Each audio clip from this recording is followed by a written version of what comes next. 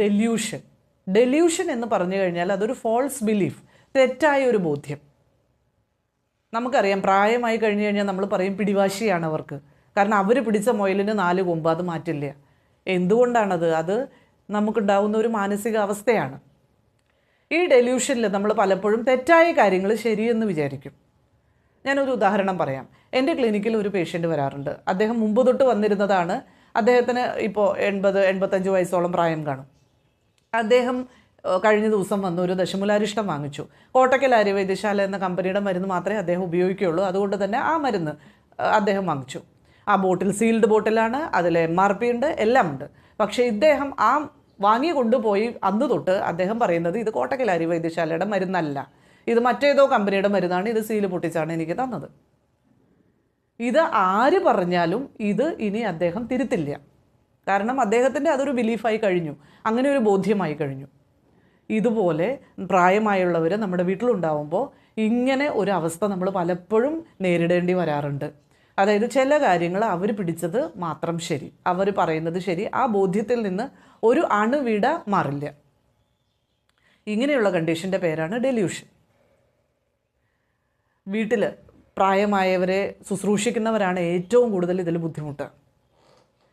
അതിൽ പലപ്പോഴും ചില കാര്യങ്ങളൊക്കെ നമ്മൾ ചെയ്തു കൊടുത്തു കഴിഞ്ഞാലും പറയും ചെയ്തു തന്നില്ല. കാരണം അദ്ദേഹത്തിൻ്റെ ബോധ്യമാണ്, അവരുടെ ബോധ്യമാണ് അത് ചെയ്തിട്ടില്ല എന്നുള്ളത്. അതിനി ആര് പറഞ്ഞാലും നമ്മൾ എത്ര അവർക്ക് അത് റീസണോട് കൂടിയിട്ട് കാര്യകാരണത്തോടു കൂടി ബോധ്യപ്പെടുത്താൻ ശ്രമിച്ചാലും അത് ബോധ്യപ്പെടുകയില്ല, അവരുടെ ആ ഒരു ബോധ്യം മാറുകയുമില്ല. ഈ അവസ്ഥയിൽ നമുക്ക് ചെയ്യാൻ പറ്റുന്നൊരു കാര്യം ഒന്നേ ഉള്ളൂ, നമ്മൾ അവരോട് സഹതാപത്തോടെ പെരുമാറുക. ചുറ്റുമുള്ളവരാണ് മനസ്സിലാക്കേണ്ടത്, കേൾക്കുന്നവരാണ് മനസ്സിലാക്കേണ്ടത്. ഇദ്ദേഹത്തിന് ഇങ്ങനെയൊരു പ്രശ്നമുണ്ട്, ഡെല്യൂഷനാണ്, അതുകൊണ്ട് നമുക്കത് തിരുത്താനും കഴിയില്ല, നമ്മളത് അക്സെപ്റ്റ് ചെയ്ത് മിണ്ടാതിരിക്കുക. അതൊരു വഴക്കിനോ അല്ലെങ്കിൽ കുടുംബ ബന്ധത്തിലൊരു വിള്ളലിനോ അത് കാരണമാവരുത്. ഇപ്പോൾ ജീവിത പങ്കാളിക്കായിരിക്കും, ഇപ്പോൾ മിക്കപ്പോഴും സ്ത്രീകൾ മരുമക്കളായിരിക്കും അമ്മായിമ്മേനെയോ അല്ലെങ്കിൽ അമ്മായി അപ്പനെയോ ഒക്കെ ശുശ്രൂഷിക്കുന്നുണ്ടാവുക. അപ്പോൾ അവർക്ക് ഉണ്ടാകുന്നൊരു ബുദ്ധിമുട്ട്, ഭക്ഷണമൊക്കെ കൊടുത്തു കഴിഞ്ഞാലും ഇവർ പറയും ഭക്ഷണം തന്നില്ല, എനിക്കത് ചെയ്ത് തന്നില്ല, എനിക്കിത് ചെയ്ത് തന്നില്ല.